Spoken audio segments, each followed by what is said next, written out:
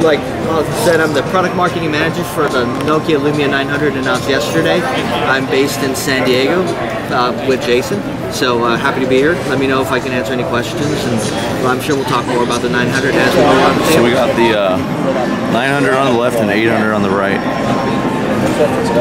Jason, which one's the band that was in the same? No, let's pull this up a little bit so we can see the full screen size. There we go.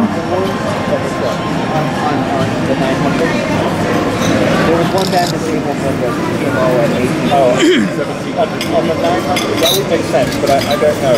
Okay. I'll pull up this That's what we have to find out. Yeah. My mind is awash in specs sometimes. So if someone were to unlock the 900, will it work on T-Mobile 3G? I'd have to double check. I'm not sure. I know it's Penaband, so I'm not sure. Yeah. There's not good lighting here. It's really dark. It's cool. At least we got to play with it. We'll go through the OS real quick. I won't go into your email. No, you know what? There's nothing in there that you probably. There's probably nothing in there that you. It's a bunch of boring media invites and the typical things you see in email. How long have you had the 800? Since late, beginning of November. How do you like it? I like it. I love it. Yeah, I love it. Good size. It's a really good size. Because I was afraid that this is going to be bigger. You know, we hear that, and you know, I think anytime you announce that, hey, you've got a device with a 4.3 inch screen, but I mean, I think one of the things that's good. I mean, although it's got a big size, if you look, there's not much deadband. You know, there's not much dead banding around the display. Okay. So although it's big, you know, the display almost goes to the edge of the device. Yeah, you optimize the size real good. Yeah, yeah. Because you know, I've seen, you know, obviously we track and look at some of the other devices, and 4.5, 4.7. I mean, and I don't have smallest hands. Okay. But yeah, they are getting kind of big. For me, the limit would be 4.5.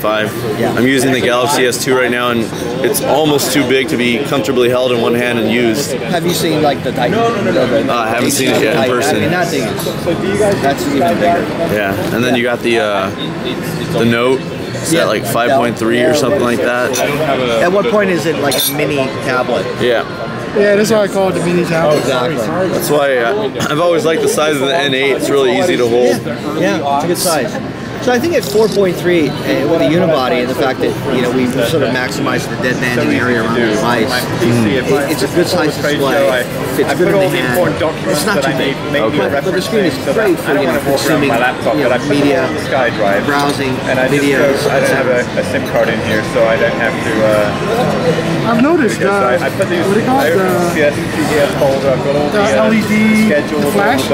It's in the same position as the N9. Yeah, it's so the flash position you'll notice is slightly different on the 900 than it is on the 800. You're right. It's above the camera patch.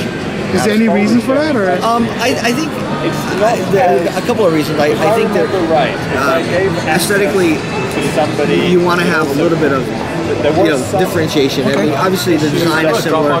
You look at the devices; they look similar in design and aesthetically.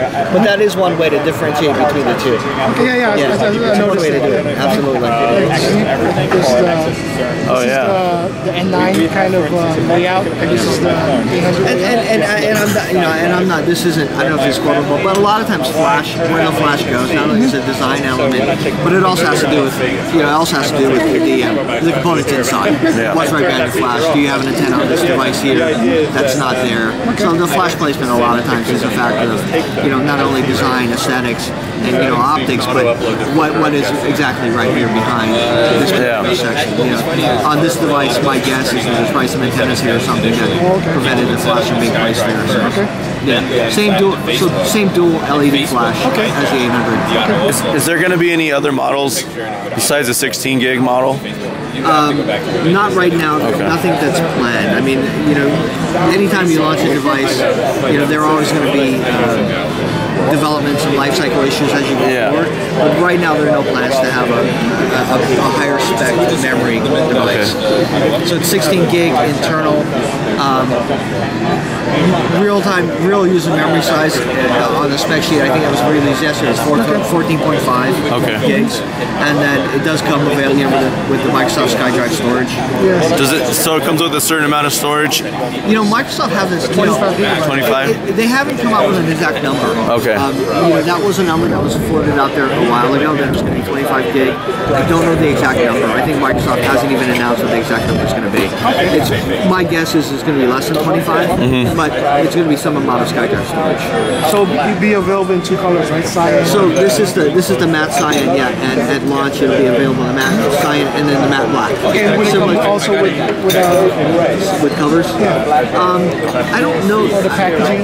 Okay, no problem. No. In terms of like the cases and the skins, there are going to be accessory cases available, you know, for the 900. Okay. I don't know yet if there's been any decision made about if they're going to be ranged at AT&T. Okay. I would expect you'll hear news about that probably in the week ahead, maybe even during the show. Okay, no problem. But there are accessory cases available for the 900. The case that came with the N9 and the 800, I think is perfect almost. So it doesn't feel like you're adding much. And when I hand it to somebody, they almost don't even realize there's a case on it until I tell them. This is a soft cover, right? Yeah, it's a soft cover. So there's a couple coming out for the 900 as well. That's good to hear. Yeah. Okay. But again, I just don't know the retail. I don't know the retail distribution. In fact, I think there's an announcement pending or a press release coming out, you know, in a day or two. I think that may clarify that. But the cases won't be available, whether it's a Nokia, you know, NokiaUSA.com or Nokia Retail, or whether it's going to be available at AT&T Retail. I have one question. How about the tethering issue? Is that something that's been officially planned where the phone will be able to tether? No, you mean the Wi-Fi hotspot? Yeah, yes. Wi-Fi hotspot. So this will support Wi-Fi hotspot. Oh, it does. Devices. Okay. Yeah. Out of the box, it comes. Okay. Now you have to activate it on the setting menu. Okay. You know, it's not a tile. Okay. But it's a preload. So this is still on Windows Phone 9, right? So this is Windows 5. So there's different names, right? So it's Windows Phone 7.5. So the name, you'll hear it Mango. Yeah. You'll hear it Windows Phone 7.5. The official name is Mango Commercial Release. Okay. It's basically Mango's plus LTE. Okay. Okay. So the original release of Windows Phone Mango 7.0 didn't include LTE support. Yeah. So 7.5 does. Okay. So the hotspot part of it, would you have to have a separate deal with AT&T for the hotspot plan? Okay. Yeah, it is a plan. You have to activate that service with AT&T. Okay. Correct. Well, this is all cool. Proto.nokia.com. So that's obviously this isn't a retail unit yet. Yeah. Right. So these are still. Is it okay we take a picture? Oh yeah. Okay. And that's just that's just for us. And you might even notice some etching here. So if you explain to your readers, the etching here is because this is That's good to hear. Yeah. Do you think is that a really popular? I mean, do you think Huge. Yeah. And the fact that AT&T is going to charge more to have that is kind of bothersome, but at least it's possible. Right. Like I'm using the Galaxy S2 and on the Sprint phone. I don't think I'm paying for the plant to have it as a hotspot, and I use it for my tablet. I've used it a lot here at CES. You know, when I'm walking around the street and I need a connection on my tablet. Yeah. So it's definitely helpful. Because we haven't done a lot of that. You know, we've been restricted on where we can take the phone. And obviously, our testing guys are all doing this all the time. But for myself personally, I haven't taken the phone home and done some of these kind of testing because a lot of the devices I get, we have to return back in to the R&D guys for testing and so forth. So I haven't tested that feature. On my own. Like, it's cool. I think it's a huge perk, a huge feature. Saves money on having a separate device. Right. Less likely to lose another device, and it doesn't plug into the USB and snap it right off. You know, so yeah. But he asked if there's a you do have to subscribe to the service with AT&T. I've already tweeted it. Yeah. Because I think it's such a big feature. I just now tweeted it because I think it's that big a feature. great. Will that feature be coming to the Lumia 800 and the 710 also? I don't know. You can ask Jason about the 710. Okay. I'm No, not it won't. sure. Oh, okay. T-Mobile phones never have the ability to tether. Bummer. Okay. How's your experience with the battery life? So right now, Because it has a big battery. It has 1830. Yeah, that's so it's got a big battery.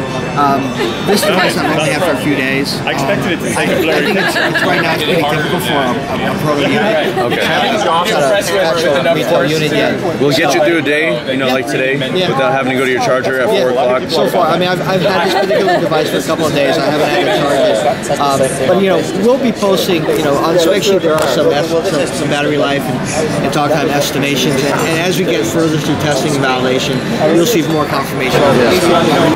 Every available space that was left in the carcass was filled with battery. That's great. It's sort of like, what do we have left? Yeah. And just fill it with battery. That's one of the main things about phones nowadays. You know, the manufacturers don't seem to pay too much attention to battery life, and Nokia typically usually has, and then they slipped away from that a little bit. But it's good to see that. Yeah, and I think you know, as devices like you've got the Galaxy 2S, as devices or the Droid, as they get thinner, you know, by default, you know, a lot of the batteries get thinner as well. Yeah. So it's about striking a balance, right? It's about definitely having a balance between design, function. So this is a proto unit. So my keys, you might notice, are not illuminating on the bottom, and that's just because it's not a, you know, it's a pre-production device. So I know they said by end of Q1. Is there any like February, March, or? You know, all we're saying right now is spring. Okay. It's going to be spring. We don't have an exact date. You know, we have to work on that with AT&T and you know, work with them on the exact release date. But say spring of 2012. It's very safe. Is it? It's going to be available in stores right when it's launched, or just online the first week? Or I think what AT&T normally announces things 30 days before their retail availability. They made an exception in this device, I think, because they're excited about it. We're excited about launching it. So AT&T does not like to usually go too far in advance before it's available in retail. Yeah. So I think once they make it, like, here's the date, it's going to be in retail pretty soon right after that. I would say within 2 weeks. Yeah. Okay. Yeah. They don't like to put it out there. Here's our device, and then you have to wait 30 days to get it. Both AT&T and Verizon like to announce the devices closer to retail availability. That's a little bit different now in the rest of the world. Sometimes, you know, globally, they'll announce a product in China that's not going to be available for months. In the U.S., no, it's going to be the official announcement from AT&T will be much closer to when it's going to be available in retail. Okay. I like the fact that the charger's open. He mentioned that as well, and, I like that. and there's, you know, as product development and designers and R&D people, you know, it's good to hear that kind of like feedback, because you never know. It's little things like that, like with the N9. I didn't use the 800, but the N9, it was just such a hassle to pop it open. You know, it sticks out sometimes. Yeah, and it's just another part to break. But it was also every single night you're going to open it up. You are. Every single night. Exactly. You know, it's that one you could just put it in your pocket and charge. Yeah. Like with this, if you try to charge with like you walk around with this, and then sometimes it just bends, and then you have to reshape it. And what people do, they use the blow dryer and to make sure that it gets connected. really. Yeah, there's some stuff that on the internet you'll see what people would use. Yeah, I mean, this really. The design team, you know, they sweat the details on this. I mean, you might even notice, I mean, if you look at the headset jack, there's a metallic ring around the headset jack. Yeah. You know, again, it's a design feature. It adds a little bit of durability.